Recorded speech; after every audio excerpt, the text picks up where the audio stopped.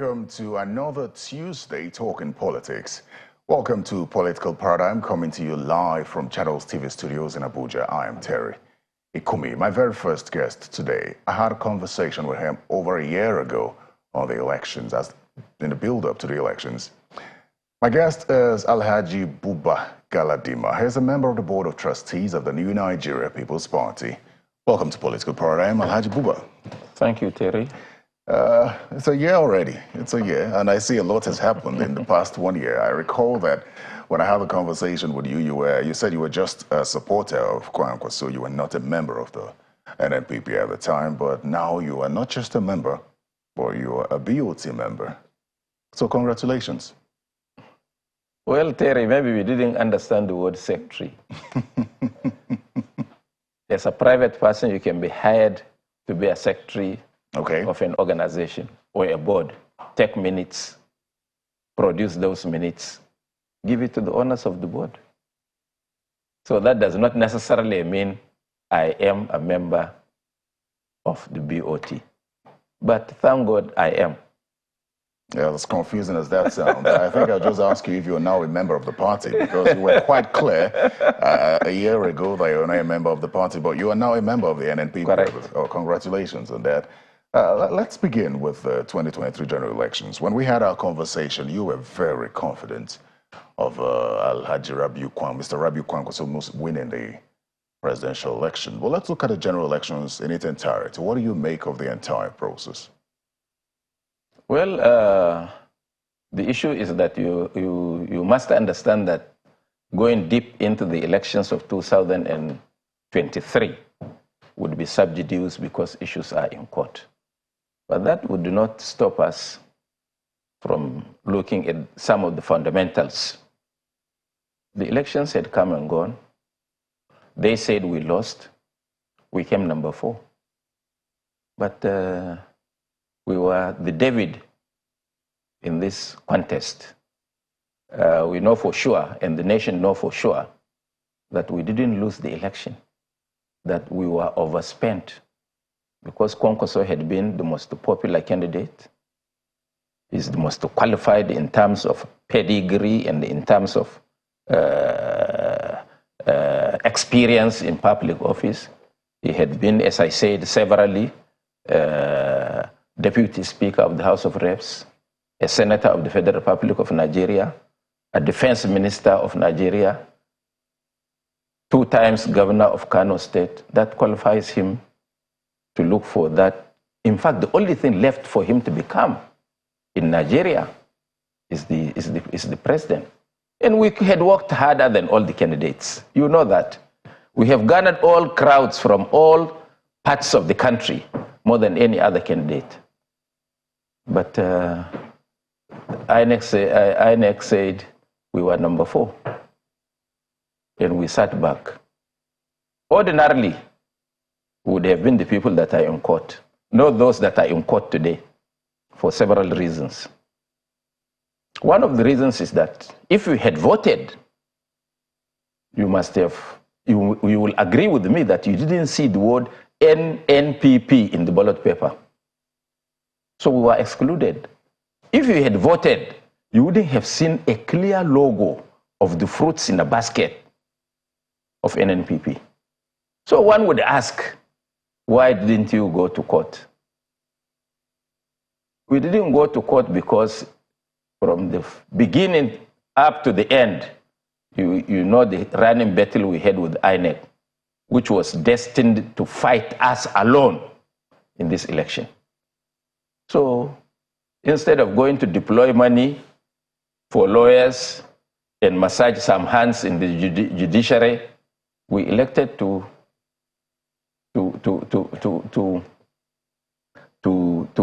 hands off and thought that tomorrow would be another day. At least there were lessons that we learned from this election. One is that Nigerians should know anybody without a large heart can never win an election. And if you do win, your opponents must be extremely unpopular, or that you had used some primordial sentiments of religion, tribe, to get your way through.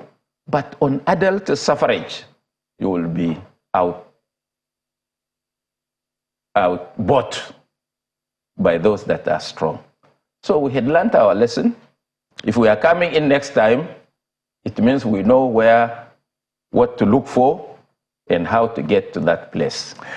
You know, coming a distant fourth is not something you anticipated, especially considering a party like the Labour Party.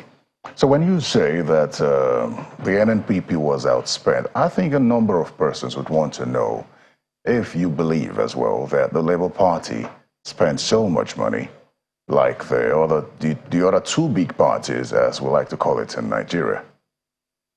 Well, Terry, you also know that both the Labour Party and the PDP were products of primordial sentiment, which I have mentioned in my earlier opening remark. The Labour Party has got a complete tribe, a complete set of people that own 90% of the resources of Nigeria behind them. We never mentioned religion. We never mentioned tribe. We never mentioned where we came from. We were just putting forward to Nigerians what we can do or what we had done for people to know that when we get there, we will do this. Let me tell you something that had happened. I didn't want to go deep into this election for the obvious reasons I mentioned of the issue of being subsidy dues. But we went to court in Bauchi. Our candidate was one of the strongest candidates in that election in Bauchi. And we went to court. Day one, they made sure that the APC and PDP knocked us out. And APC challenged some results in certain local governments. Do you know that when the votes were counted, we had missing votes of 160,000? And in Kano, we know as a fact that Kwankwaso scored over 2.5 million votes. They were suppressed. We know that. But there is a saying in Hausa, that means if you are fighting somebody that is stronger than you, don't do a David and Goliath fight. Make it play instead of fight. You're a different person, Alhaji Galadima, I must say that, because you now sound as though you've allowed, the NNPP has decided that everything should be allowed to go. You're not going to court with regard to the presidential election, and some would say it's because you came a distant fourth. I mean, if you look at the margin between you and the third, it's over at least 5 million votes, and it's understandable to some why you would not want to go to court. But that notwithstanding, the PDP and the Labour Party are in courts. And as you watch events unfold in the court, are you saying, based on your statement earlier, that nothing may come out of the cases in court? Well, Terry, if you are a student of history in this country, Nigerian judiciary is not Kenyan judiciary. They know that. And you have had the recent revelation by a sitting senator, Bulkachua, who confirmed to the world what happens in the judicial parlance. So, with that background and with history in our contemporary history in our hands, has any presidential election ever, even by the strongest of the judiciary, as we had in 1979, in 1983, had anybody ever succeeded in court?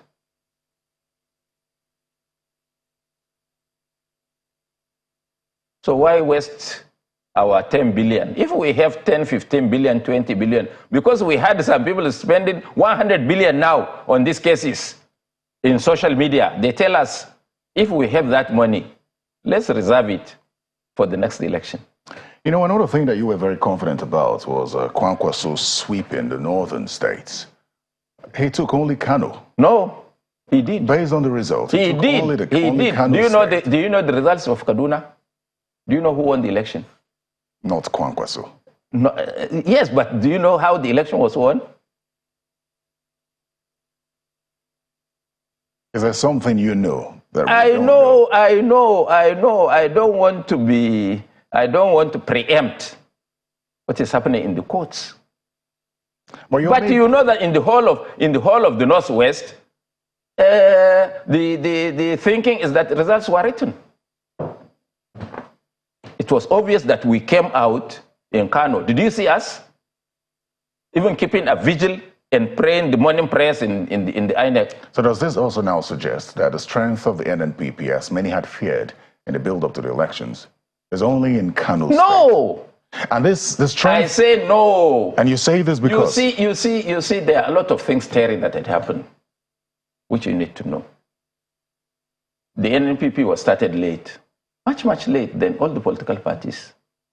And we were being tied left, right, and center by INEC on instruction.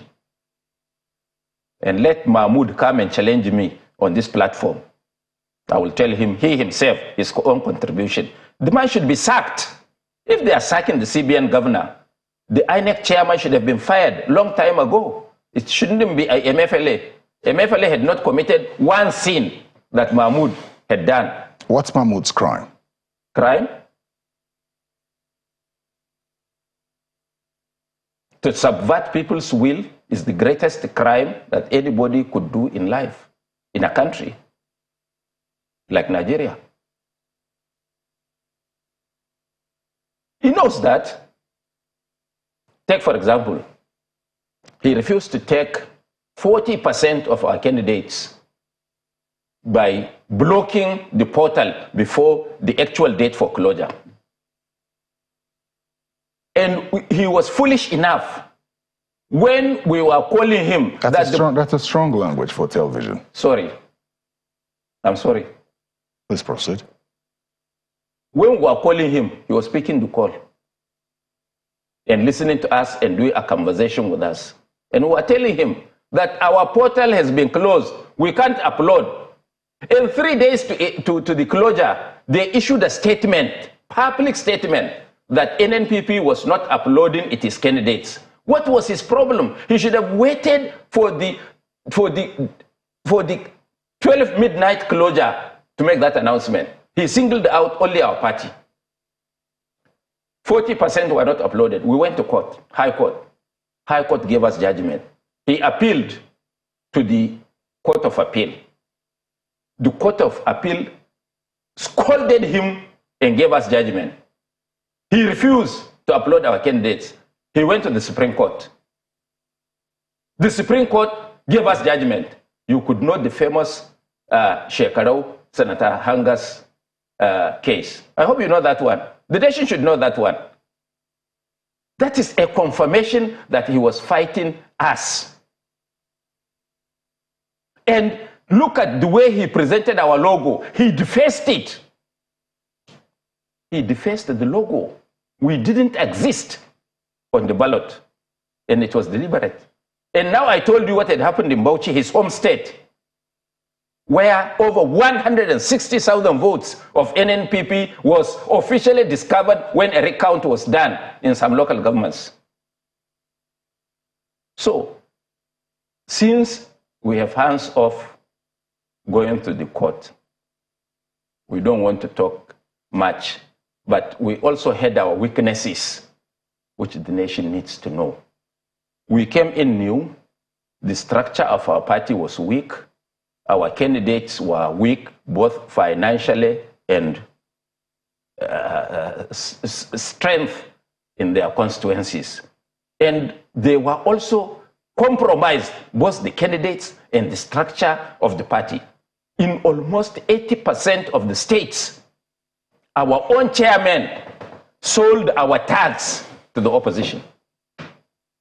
And because they overspent on them, and it was deliberate, because since we are doing politics of ideology, they made sure that ideology doesn't give a bread or put food on the table. So let them lure them with money, and they just compromised and sat. And that is how such results were written, even against us in Kano.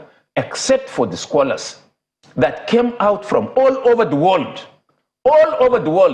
over 10,000 scholars out of the 11,000 polling units in Kano were manned by scholars trained by Kwankwaso, both within and outside Nigeria. And they used their own resources and funding. Kwankwaso today stands as the most strongest political figure in this country. It doesn't matter whether you like him or you don't like him. Today is the man to beat. And if the advice we receive from Nigerians is anything to go by, Kwankwaso is the person to watch. Let's talk about Kano State politics, though. Congratulations on winning Kano. It was a hard-fought battle, but recent events almost appear as though the people are not in support of the demolitions and certain actions that the government has taken. Where does your party stand on that? Who you say? Dr. Abba Yusuf. Yeah? No. Did you say the people of Kano? Absolutely. There was a protest yesterday prompting the governor to set up a committee to at least listen to the people, to understand their concerns with the demolitions specifically. So the governor is listening. Can't you see me protesting the electoral results of 2023 against Mahmoud? No, we're talking I'm the only Kano State. I'm coming. Look, I'm taking you somewhere. Can't you see how I'm dealing with Mahmoud? Do you see or you didn't see? If I can do that, I'm an individual. Mahmoud can sponsor 10 people to come here and tell you that he has done the best. So because I said does not make me a majority. But the governor's listening to the people. I'm listening. I didn't get. I will come to that. I want to carry the audience with me. Look, we support 101% what Abba Kabir Yusuf is doing. The people of Kano, the majority, 90% of the people of Kano support what he is doing. And if there is an election, free and fair, he will score not less than 99% of the votes of the Kano people for the following reason. First, we did not hide our intention during campaigns, both verbatim in talking on the rostrum, in the press, and in our manifesto or blueprint, that if we get to power, we will reenact the Kano master plan as bastardized by Ganduje. And the people of Kano voted for us. That doesn't, but in the figure, they said over 800,000 people, whether false or true or false, voted for Ganduje. If they had voted for Ganduje's candidate, those 800,000 people even though they are a minority, they are a sizable number that can protest. So we don't expect everybody in Kano to support what we are doing, because it's not everybody in Kano that voted for the NNPP. So we are on course, and we have the support of the people. And we will continue that. Nobody could stop us from bringing back the glory and the fortunes of Kano. You know, but what I had said earlier is the governor had started the demolitions, and then because of the protest, he set up a committee to at least listen to the people. Are you saying he should disregard the committee and go ahead with the demolitions? If I were him, it is a campaign promise. If I were, Ganduje did that. Abba didn't start that. We can bring you footages of what Ganduje has done. Even that one he did for selfish reasons.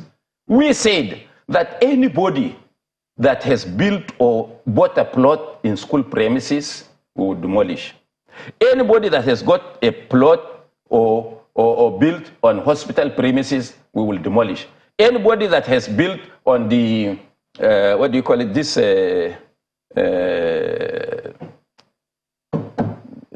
World Heritage. Waterways? No. The Kano, this Ganwa, they call this, they did for protecting Kano during the war in the olden days. Anybody that has built on that one, we will demolish. Anybody that has built on a public place, we will demolish, because we had, since 2019, we had told them, don't do that. If you do and we come to power, we will dispossess you. And they thought we are jokers. We are not jokers. We are politicians that can take a hard decision in the interest of the people. Listen to me. Have you seen what they built inside the Polytechnic? Somebody claimed he built 800 million naira house inside school premises, Polytechnic, next to the principal's house. He's a common trader in the market. Who gave him 800 million naira? How much tax did he pay in the last 10 years to Kano State government? He bought the place. We know he bought the place for 250 million. Everything that Abba has done in Kano, we've gotten information. Mr. Galadima, let me say this. While you talk about his motive and perhaps justify why he's carrying out these demolitions, there are concerns as to what else he's done in Kano. It's almost a month since inauguration. Now, while some other governments have hit the ground running with regards to working for the people, so to speak, many question beyond demolitions and try to reclaim certain properties or lands of the government. What else has he done in 1 month? First, there is going to be an echo examination in the next 1 week or two. You heard that? He has paid for over 60,000 people. 2, that salaries were being detected, and suspicion was that it was put into Ganduja's pocket. All the salaries of workers in Kano, he has stopped that one. All the salaries of all the deductions had been stopped. All pensioners today, as I speak to you today, are collecting their arrears of over 4 years. And all gratuities are being looked at to ascertain the correctness of those, and he has promised to pay. Kano, which had become a grave, dark, when Kwankwaso left Kano. When you come to Kano in the night, you think you are in Dubai, or you are in UK, or you are in Tokyo, or you are in New York, or you are in London, or you are in Paris. It went to dark like a graveyard. Today, all the lights, street lights, were restored. During Ganduje, there were 10 water treatment plants for Kano. No single area of Kano gets water. Today, and Ganduje sold all the generators, 1,000 kVA generators in all those waterworks. He sold, including the ones in hospital. He sold. All of them were today restored, and 65% of Kano is receiving drinking water. What else do you want him to do more than this? I've just said some few. Very well then. As we round up this conversation, there's a newfound friendship, some would call it a romance or bromance, as some would say, between President Bola Tinubu and Mr. Rabiu Kwankwaso. What are the details of this? Because some question whether he was open to being a part of this all-inclusive government of Tinubu administration. Terry, you are a witness of Nigeria's problem. Part of it was winner takes all. And certain sections believe that they are not carried along. For us, Tinubu has started very well because he has shown us that he's a politician. Unlike the general who was at the helm of affairs, who believed that he has conquered everybody. Of course, you know that he didn't conquer me. And all the advice I gave him, which he refused, including telling him that when he finishes from the parade ground, he should go out of this country to a far distant place where he will not hear about Nigeria. Because if they start to put on table what his government has done, he can have a heart attack. And he heeded the advice lately by ferrying his people, his close people, Rabiu Tunde, Mamman Daura, at 3 a.m. from Kano Airport to London. He should have done that on the day he left public office. But what I'm trying to say is that Tinubu has started very well. You may agree with some of his positions, you may not agree, but he still does not take final decision, until he calls stakeholders from other parts of the country or from other political parties to sit down with them and hear them out. It can strengthen his own position, or it will make him resharpen his own position, or he may even abandon his position and take superior advice. That is how a politician should be. And for him to avoid the pitfalls of his predecessor, which made his predecessor the most hated president in this country, it is in his interest to speak to political gladiators.